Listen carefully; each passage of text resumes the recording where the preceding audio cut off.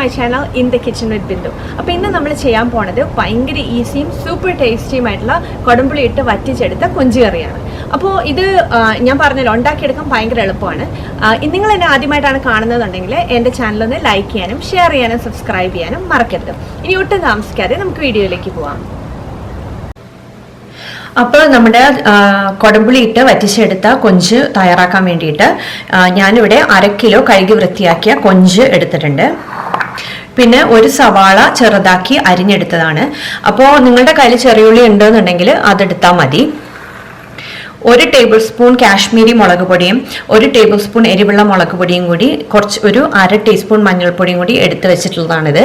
ഇത് നമുക്ക് 1 teaspoon vinegar എടുത്തിട്ടുണ്ട്. അത് ഇതിലേക്ക് ഒഴിച്ച് നമ്മൾ ഇതിൻ്റെ കൂടെ കുറച്ച് വെള്ളം കൂടി ചേർത്ത് മിക്സ് ചെയ്തിട്ടാണ് നമ്മൾ ഈ കറിയിലേക്ക് ചേർക്കാൻ വേണ്ടി പോണത്. 6 അല്ലി വെളുത്തുള്ളി ചെറുതായിട്ട് അരിഞ്ഞത്, ഒരു ചെറിയ കഷ്ണം ഇഞ്ചി ചെറുതായിട്ട് നീളത്തിൽ അരിഞ്ഞത്, 3 പച്ചമുളക് കീറി എടുത്തിട്ടുണ്ട്, ആവശ്യത്തിന് കഴുകി വൃത്തിയാക്കിയ പുളി എടുത്തിട്ടുണ്ട്, പിന്നെ കടുകും ഉലുവയും കുറേശ്ശെ എടുത്തിട്ടുണ്ട്, പിന്നെ ഉപ്പ് വേണം, കുറച്ച് ചൂട് വെള്ളം വേണം, പിന്നെ അതുപോലെ തന്നെ താളിച്ചെടുക്കാൻ വേണ്ടി നമുക്ക് വെളിച്ചെണ്ണയും വേണം. അത്രയും സാധനങ്ങളാണ് നമുക്ക് ഈ കറിക്ക് വേണ്ടത്.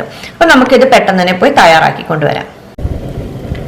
നമ്മൾ ചട്ടി ചൂടായപ്പോൾ കുറച്ച് വെളിച്ചെണ്ണ ഇട്ട് കൊടുത്തിട്ടുണ്ട്. ഇനി വെളിച്ചെണ്ണ ഒന്ന് മെൽറ്റായി ചൂടായി കഴിയുമ്പോൾ നമുക്ക് കടുക് ഇട്ട് കൊടുക്കാം. ചൂടായ വെളിച്ചെണ്ണയിലേക്ക് ഞാനിപ്പോൾ ഈ കടുക് ഇട്ട് കൊടുക്കുവാണ്. നമ്മൾ അടുപ്പിൽ എണ്ണ വെച്ച് ചൂടായപ്പോൾ നമ്മൾ കടുക് ഇട്ട് കൊടുത്തിട്ടുണ്ട്. കടുക് ഇപ്പോൾ പൊട്ടുന്നുണ്ട്. അപ്പോൾ അതിലേക്ക് നമ്മളിപ്പോൾ ഉലുവ ഇട്ട് കൊടുക്കുവാണ്. ഉലുവ ഒന്ന് ചെറുതായിട്ട് ചുമന്ന് വന്നിട്ടുണ്ട്. അതിലേക്ക് നമ്മൾ അരിഞ്ഞു വെച്ചിരിക്കുന്ന സവാള ഇട്ട് കൊടുക്കുവാണ്. അപ്പോൾ സവാളയൊക്കെ ഒന്ന് നന്നായിട്ട് വാടി വന്നിട്ടുണ്ട്. അപ്പോൾ ഇതിലേക്ക് നമ്മൾ അരിഞ്ഞു വെച്ചിരിക്കുന്ന വെളുത്തുള്ളി ഇട്ട് കൊടുക്കുന്നു, ഇഞ്ചി, പച്ചമുളക്. എന്നിട്ട് ഇനി ഇതിൻ്റെ പച്ചമണം മാറുന്നവരെ നമുക്കൊന്ന് വഴറ്റിയെടുക്കാം. നമ്മുടെ സവാളയും വെളുത്തുള്ളിയും ഇഞ്ചിയും പച്ചമുളകും ഒക്കെ ഒരുവിധം നന്നായിട്ട് വഴന്ന് വന്നിട്ടുണ്ട്. ഇനിയിപ്പോൾ നമുക്ക് ഈ പൊടികൾ ഇട്ട് കൊടുക്കണം. ഇത് മുളക് പൊടി, മഞ്ഞൾപ്പൊടിയാണ്. ഇതിലേക്ക് ഞാൻ ഒരു 1/2 ടീസ്പൂൺ വിനീഗറും കൂടി ഒഴിച്ചിട്ടുണ്ട്. ഇനി ഇതിലേക്ക് ഞാൻ ഇത്തിരി വെള്ളം ഒഴിച്ച് ഇതൊന്ന് മിക്സ് ചെയ്ത് എടുക്കാൻ പോവാണ്. ഈ ഒരു പരുവത്തിൽ നമ്മൾ ഇതൊന്ന് ഞാൻ ഇതിലേക്കൊന്ന് ആഡ് ചെയ്ത് കൊടുക്കാൻ പോവാണ്. ഇങ്ങനെ ഇട്ടാൽ 2 ഗുണങ്ങളാണ്. ഒന്ന്, ഇത് കരിഞ്ഞു പോവില്ല. അത് തന്നെയല്ല, പെട്ടെന്ന് തന്നെ നല്ലതായിട്ട് എണ്ണ തെളിഞ്ഞ് വരികയും ചെയ്യും. എന്നിട്ട് ഇത് നമുക്ക് നന്നായിട്ടൊന്ന് ഇളക്കി ഇതൊന്ന് നന്നായിട്ട് വഴറ്റിയെടുക്കാം. ഈ അരപ്പ് മൂത്ത് വരുന്നിടം വരെ നമുക്കിതൊന്ന് ഇളക്കി കൊടുക്കാം. ഇപ്പം നമ്മുടെ മസാലയൊക്കെ നന്നായിട്ട് മൂത്ത് എണ്ണ തെളിയാൻ വേണ്ടി തുടങ്ങിയിട്ടുണ്ട്. ഇതിലേക്ക് ഞാൻ കുറച്ച് ഉപ്പും കൂടി ഇട്ട് കൊടുക്കുന്നുണ്ട്.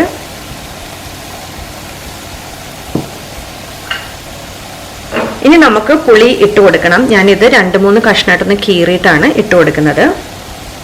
ഇത് നേരത്തെ നമ്മൾ വൃത്തിയായിട്ട് കഴുകി വെച്ചിട്ടുള്ളതാണ്. നന്നായിട്ട് കഴുകിയില്ല എന്നുണ്ടെങ്കിൽ ഇത് കഴിക്കും. അപ്പം ഒരുപാട് പുളി വേണ്ട, കൊഞ്ചിന് മീൻ്റെ അത്രയും പുളി വേണ്ട. അപ്പം അതൊന്ന് നോക്കിയിട്ടിടണം. നിങ്ങളുടെ കയ്യിലുള്ള ഏത് തരം പുളിയാണോ അതിന് പുളി കൂടുതലുണ്ടെന്നുണ്ടെങ്കിൽ അതൊന്ന് അഡ്ജസ്റ്റ് ചെയ്തിട്ടിടണം. ഇപ്പം ഞാൻ 2 ചെറിയ അല്ലിയാണ് കീറിയിട്ട് കൊടുത്തിട്ടുള്ളത്. ഇപ്പം നമ്മൾ ഉപ്പ് കറക്റ്റ് ആണോ എന്നൊക്കെ നോക്കി ഇത് കറക്റ്റ് ആണ്. അപ്പം ഇനി ഈ സമയത്ത് നമുക്ക് ഒന്ന് ചെമ്മീൻ ആഡ് ചെയ്ത് ഒന്ന് മിക്സ് ചെയ്ത് കൊടുക്കാം. ഇപ്പം നമ്മൾ ഈ ചേർത്ത് കൊടുത്ത കൊഞ്ചൊക്കെ ഒന്ന് നന്നായിട്ട് മിക്സ് ചെയ്ത് ഈ മസാലയൊക്കെ കറക്റ്റായിട്ട് പിടിക്കത്തക്ക രീതിയിൽ ഒന്ന് മിക്സ് ചെയ്തെടുക്കാം. അപ്പം ഇതിലൊക്കെ നന്നായിട്ട് പിടിച്ചിട്ടുണ്ട്. ഇനിയിപ്പോൾ ഇതിലേക്ക് നമുക്ക്, ഇത് നല്ല ചൂട് വെള്ളമാണ് കേട്ടോ, തിളച്ച വെള്ളമാണ്. അപ്പം ഇതാണ് ഞാനിവിടെ ആഡ് ചെയ്ത് കൊടുക്കുന്നത്. നെകക്കെ നിൽക്കത്തക്ക രീതിയിലുള്ള വെള്ളം കൂടി ഒഴിച്ചിട്ട് നമുക്കിതൊന്ന് അടച്ചു വെച്ച് വേവിച്ചെടുക്കാം. അപ്പോൾ നമ്മുടെ കറി ഇവിടെ നന്നായിട്ടൊന്ന് തിളച്ച് വന്നിട്ടുണ്ട്. ഇനിയിപ്പോൾ ഞാനിത് തീ കുറച്ച് വെച്ചിട്ട് അടച്ചു വെച്ച് വേവിക്കാൻ പോകണം. അപ്പം നല്ല തിക്കായിട്ട് ഈ കറി വരും. കൊടംപുളി ഇട്ട് വറ്റിച്ചെടുത്ത കൊഞ്ച് കറി റെഡി ആയിട്ടുണ്ട്. ഇനി ഇത് ഞാനൊന്ന് അടുപ്പിൽ നിന്ന് മാറ്റി തണുക്കാൻ വേണ്ടി മാറ്റി വെക്കുകയാണ്. അല്ലെങ്കിൽ ഇതിൻ്റെ ചാറൊക്കെ വറ്റിപ്പോവും ഈ ചൂടുള്ള അടുപ്പിൽ തന്നെ ഇരുന്ന്. അപ്പം നമ്മുടെ കൊടംപുളി ഇട്ട് വറ്റിച്ചെടുത്ത കൊഞ്ച് കറി റെഡി ആയിട്ടുണ്ട്. ഇനിയിപ്പോൾ ഇത് നമുക്ക് ചോറിൻ്റെ കൂടെയോ എന്തിൻ്റെ കൂടെ വേണമെങ്കിലും സെർവ് ചെയ്യാം. ഇത് വളരെ ടേസ്റ്റി ആയിട്ടുള്ള ഒരു ഡിഷാണ്. നിങ്ങൾക്ക് എല്ലാവർക്കും ഈ റെസിപ്പി ഇഷ്ടപ്പെട്ടു എന്ന് വിചാരിക്കുന്നു.